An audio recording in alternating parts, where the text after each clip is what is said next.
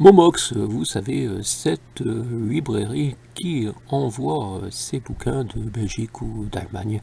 Et les bouquins arrivent moins chers en France que si on les avait achetés à un prestataire français. Ça, c'était avant.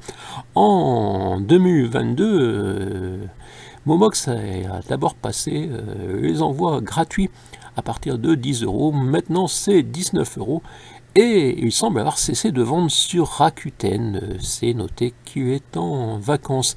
Mais des vacances qui semblent des grandes vacances, car Momox est toujours présent sur Amazon, AB Books. Y aurait-il un problème de commission? Ou alors je ne sais pas, peut-être par rapport au texte habituel de Momox qui note les envois gratuits, et visiblement Momox a des difficultés à assumer cet envoi gratuit. On peut le comprendre puisque en 2021-2022 j'achetais parfois des bouquins pour 4 euros, des bouquins de 1000 pages par exemple, avec des frais d'envoi qui, si ça avait été moi, m'auraient coûté 7 ou 8 euros.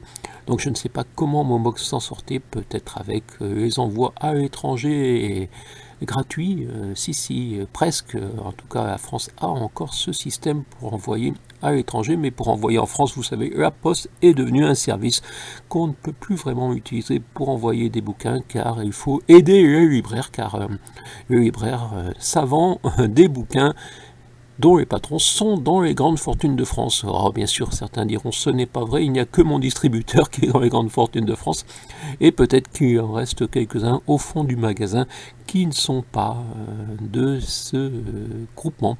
Car comme vous savez, en France, les éditeurs sont tellement importants, ils sont tellement subventionnés, c'est un peu comme les journaux. Ils sont tenus par les grandes fortunes, mais ça, on n'en parle pas vraiment. Et même notre Mélenchon national et son ami, son successeur, Adrien, je ne sais plus comment, édite chez les grandes fortunes. Et oui, c'est des gens qui se disent contre l'oligarchie. Bref, je suis parti de Momox, où j'ai remarqué qu'ils étaient en vacances. Bon, quand je dis que je n'achète plus chez Momox, c'est pas tout à fait vrai, puisque pour les soldes, j'ai quand même trouvé 2 livres qui étaient moins chers chez Momox que sur Rakuten ou les autres marchands sur leur propre plateforme. J'ai aussi acheté en direct à d'autres, car effectivement, moi aussi je vends sur Rakuten. Mais il y a une commission qui est très importante. Mais l'avantage de la présence de Momox, c'était des prix plus bas chez d'autres. Car moi, ce n'est pas mon cas, je ne suis pas dans les marchés où les livres sont nombreux. Mais là où il y a de la concurrence sur certains titres, les prix baissent. Ici, il n'y a pas beaucoup de concurrence, les prix augmentent. Ça fonctionne aussi comme ça sur Internet, vous aviez remarqué. Eh bien, Momox avait aussi, outre le fait qu'il était souvent moins cher sur Rakuten que sur son propre site, ce qui était un peu embêtant d'un certain point de vue, et il entraînait à la baisse d'autres vendeurs. Voilà, c'est la concurrence. Donc je ne sais pas pourquoi personne ne communique sur l'absence de Momox durant ces soldes 2023 sur Rakuten. Alors je le fais et je pose la question du pourquoi.